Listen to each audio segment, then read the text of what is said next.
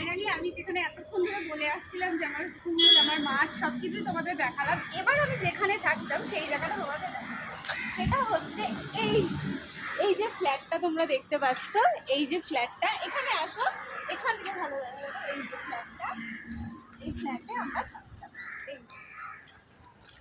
এই ফ্ল্যাটটা, এই যে 3 তলায় আমরা থাকতাম। আর এটা কোথায় আশা করি তোমরা অনেকেই বুঝতে পারছো, এটা হলো সল্ট লেক। তো আমি ছোটোবেলাটা আমার এখানটাই কেটেছে, এই সল্ট লেকে, এই কোয়ার্টারে আমি 5-6 বছর এখানেই ছিলাম।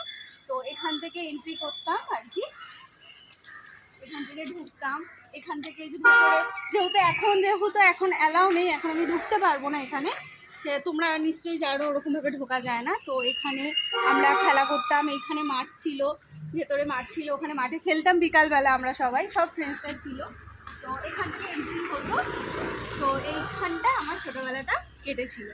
আর এই যে আমার ফ্ল্যাটটা পুরো এখান থেকে, এই যে আমার ফ্ল্যাটটা পুরো সামনে দেখতেই পাচ্ছ। তো এখানে আমার ছোটোবেলা ছিল, এখানে আমার ছোটোবেলা কাটিয়েছি। তো চলো নেক্সট আবার অফিসটা তোমাদের দেখাতে পারবো না, কারণ ওখানে একদমই অ্যালাউ নেই, ফোন অ্যালাউ নেই, সেজন্য তোমাদের দেখাতে পারবো না।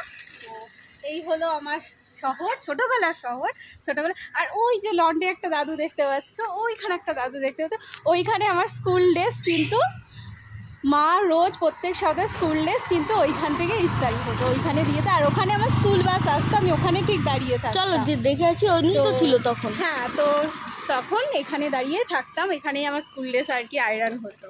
তো চলো বাদ বাকি পরে দেখাবো, বন্ধ করো।